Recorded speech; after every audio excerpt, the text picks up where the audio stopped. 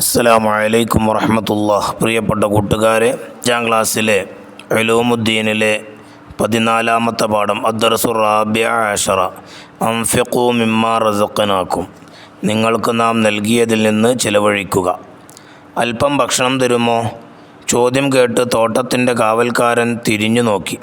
ഒരു പാവപ്പെട്ട സ്ത്രീ തൻ്റെ മുമ്പിൽ നിൽക്കുന്നു. തൻ്റെ ഭക്ഷണത്തിൽ നിന്ന് പകുതി ആ സ്ത്രീക്ക് നൽകി. കുറച്ചു പഴം തരാമോ? സ്ത്രീ ചോദിച്ചു.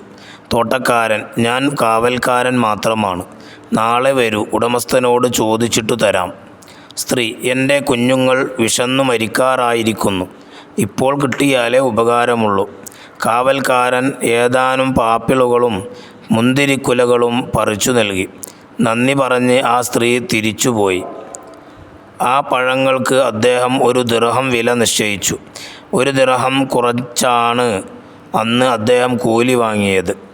ഇബ്രാഹിം ഇബ്നു അദ്ഹം റളിയല്ലാഹു അൻഹു എന്ന മഹാനായിരുന്നു ആ കാവൽക്കാരൻ. ഒരു കാലത്ത് അദ്ദേഹം ബൽഖിലെ രാജാവായിരുന്നു. ഇബാദത്തിൽ മുഴുകാൻ വേണ്ടി അധികാരം ഉപേക്ഷിച്ച് നാട് വിടുകയായിരുന്നു. ധനം അല്ലാഹു തആലയുടെ അനുഗ്രഹമാണ്. ധനമില്ലാതെ മനുഷ്യന് ജീവിക്കാൻ കഴിയില്ല. കൃഷി, കച്ചവടം, വിവിധ ജോലികൾ എന്നിവ ധനസമ്പാദനത്തിനുള്ള മുഖ്യ മാർഗങ്ങളാണ്.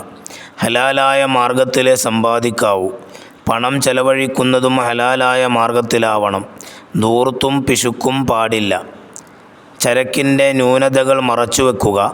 നല്ലതും ചീത്തയും ഇടകലർത്തി വിൽക്കുക. അളവിലും തൂക്കത്തിലും ഏറ്റക്കുറച്ചിൽ വരുത്തുക. കൃത്രിമ ക്ഷാമമുണ്ടാക്കി വില ഉയർത്തുക. പൂഴ്ത്തി വെക്കുക. ഇവയൊന്നും അനുവദനീയമല്ല. കുടുംബാംഗങ്ങൾക്ക് ഭക്ഷണം നൽകുക. പാവപ്പെട്ടവരെ സഹായിക്കുക. മതപരമായ കാര്യങ്ങളിൽ ചെലവഴിക്കുക തുടങ്ങിയവ പുണ്യകരമായ ധനവിനിയോഗ മാർഗങ്ങളാണ്. ഹറാമായ കാര്യങ്ങൾക്ക് ചെലവഴിക്കുക, ആവശ്യത്തിൽ കൂടുതൽ ചെലവഴിക്കുക, പൊങ്ങച്ചത്തിനു വേണ്ടി ചെലവഴിക്കുക മുതലായവ അനുവദനീയമല്ലാത്ത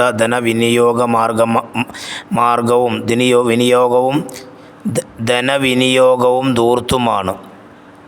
തൊഴിലാളികൾ ഉത്തരവാദിത്തത്തോടെ ജോലി ചെയ്താലേ വേതനം അനുവദനീയമാകൂ. അതുപോലെ തൊഴിലുടമ തൊഴിലാളികളോട് കാരുണ്യത്തോടെ പെരുമാറുകയും കൃത്യമായി വേതനം നൽകുകയും വേണം. എങ്കിലേ അയാളുടെ സമ്പാദ്യം ഹലാലാകൂ. പലിശ, ലോട്ടറി, ചൂതാട്ടം മുതലായവയെല്ലാം ഹറാമാണ്. മാ നഖസത്ത് സ്വദഖത്തുൻ മിൻ മാലിൻ, ദാനധർമ്മം സമ്പത്തിനെ ചുരുക്കുകയില്ല. പിന്നെ ഇതിൻ്റെ അർത്ഥങ്ങൾ അവിടെ കാണാം. കൂട്ടുകാർ അതൊക്കെ വായിച്ച് മനസ്സിലാക്കുക. ഇനി അതിൻ്റെ വർക്ക് ബുക്ക് നമുക്ക് നോക്കാം. അദ്ദർസുർ റാബിഅ അശറ 14ാമത്തെ പാഠം അൻഫിഖൂ മിമ്മാ റസഖ്നാക്കും. ഒന്നാമത് നുബയ്യിനു സിയാഖ, സന്ദർഭം വ്യക്തമാക്കുക. ഇപ്പോൾ കിട്ടിയാലേ ഉപകാരമുള്ളൂ. അല്പം ഭക്ഷണം തരാമോ? ചോദ്യം കേട്ട് തോട്ടത്തിൻ്റെ കാവൽക്കാരൻ തിരിഞ്ഞു നോക്കി. ഒരു പാവപ്പെട്ട സ്ത്രീ തൻ്റെ മുമ്പിൽ നിൽക്കുന്നു. തൻ്റെ ഭക്ഷണത്തിൽ നിന്ന് പകുതി ആ സ്ത്രീക്ക് നൽകി. കുറച്ച് പഴം തരാമോ? സ്ത്രീ ചോദിച്ചു. തോട്ടക്കാരൻ: ഞാൻ കാവൽക്കാരൻ മാത്രമാണ്, നാളെ വരൂ, ഉടമസ്ഥനോട് ചോദിച്ചിട്ടു തരാം. അപ്പോൾ സ്ത്രീ പറഞ്ഞതാണിത്. 2. നുജീബ്, ഉത്തരം എഴുതുക. ആരാണ് ഇബ്രാഹിം ഇബ്നു അദ്ഹം? പ്രസിദ്ധനായ ഒരു സൂഫി വര്യൻ. ഒരു കാലത്ത് അദ്ദേഹം ബൽഖിലെ രാജാവായിരുന്നു. ഇബാദത്തിൽ മുഴുകാൻ വേണ്ടി അധികാരം ഉപേക്ഷിച്ച് നാട് വിടുകയായിരുന്നു. 2. ഹലാലായ ധനസമ്പാദന മാർഗങ്ങൾ 3 എഴുതുക. കൃഷി, കച്ചവടം, കൈത്തൊഴിൽ. 3. ഹറാമായ ധനസമ്പാദന മാർഗങ്ങൾക്ക് 3 ഉദാഹരണങ്ങൾ എഴുതുക. പലിശ, ലോട്ടറി, ചൂതാട്ടം. 4. പിശുക്ക് എന്നാൽ എന്ത്? ആവശ്യത്തിന് പണം ചെലവഴിക്കാതെ പിടിച്ചു വെക്കുക. 5. ധൂർത്തി എന്നാൽ എന്ത്? ആവശ്യത്തിൽ കൂടുതൽ ചെലവഴിക്കലും പൊങ്ങച്ചത്തിന് വേണ്ടി ചെലവഴിക്കലും. 6. വേതനം ഹലാലാകാൻ തൊഴിലാളി എന്തു ചെയ്യണം? തൊഴിലാളികൾ ഉത്തരവാദിത്തത്തോടെ ജോലി ചെയ്താലേ വേതനം അനുവദനീയമാകൂ. 7. സമ്പാദ്യം ഹലാലാകാൻ തൊഴിലുടമ എന്തു ചെയ്യണം? തൊഴിലാളികളോട് കാരുണ്യത്തോടെ പെരുമാറുകയും കൃത്യമായി വേതനം നൽകുകയും വേണമെങ്കിൽ അയാളുടെ സമ്പാദ്യം ഹലാലാകൂ. 3ാമത്തെ വർക്ക് നുഈദു ഫിഖറ, ഒരു ഗണ്ണിക എഴുതുക. 1. ധൂർത്ത്, ചരക്കിൻ്റെ ന്യൂനതകൾ മറച്ചു വെക്കുക, നല്ലതും ചീത്തതും ഇടകലർത്തി വിൽക്കുക, അളവിലും തൂക്കത്തിലും ഏറ്റക്കുറച്ചിലുകൾ എത്തുക, കൃത്രിമ ക്ഷാമം ഉണ്ടാക്കി വില ഉയർത്തുക, പൂഴ്ത്തി വെക്കുക ഇവയൊന്നും അനുവദനീയമല്ല.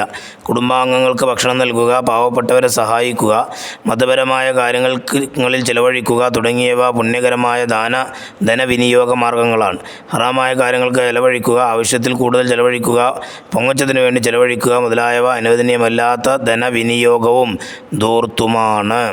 2 പിശുക്ക്. ധനം അല്ലാഹു തആലയുടെ അനുഗ്രഹമാണ്. ധനമില്ലാതെ മനുഷ്യന് ജീവിക്കാൻ കഴിയില്ല. കൃഷി, കച്ചവടം, വിവിധ ജോലികൾ എന്നിവ ധനസമ്പാദനത്തിനുള്ള മുഖ്യ മാർഗങ്ങളാണ്.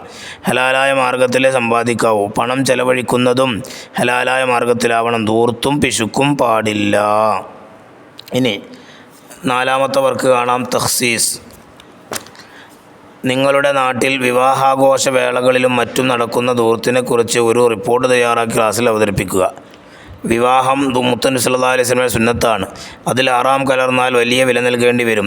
ഇന്ന് വിവാഹങ്ങളിൽ അനിസ്ലാമികവും ധൂർത്തും വലിയ നിലയിൽ നടക്കുന്നു. വിവാഹത്തിന് മുമ്പ് തന്നെ തുടങ്ങുന്നു. മഞ്ഞക്കല്യാണവും അറബി കല്യാണവും ഫോട്ടോഷൂട്ടും കരിമരുന്നും ഗാനമേളകളും ആട്ടവും പാട്ടവും സൽക്കാരത്തിലെ ആവശ്യത്തിലധികമുള്ള ഭക്ഷണങ്ങളും ആളുകളെ ക്ഷണിച്ച് തിന്നും ബൊഫേയുമെല്ലാം ധൂർത്താണ്. അസ്സലാമു അലൈക്കും വറഹ്മത്തുള്ളാഹി വബറകാതുഹു.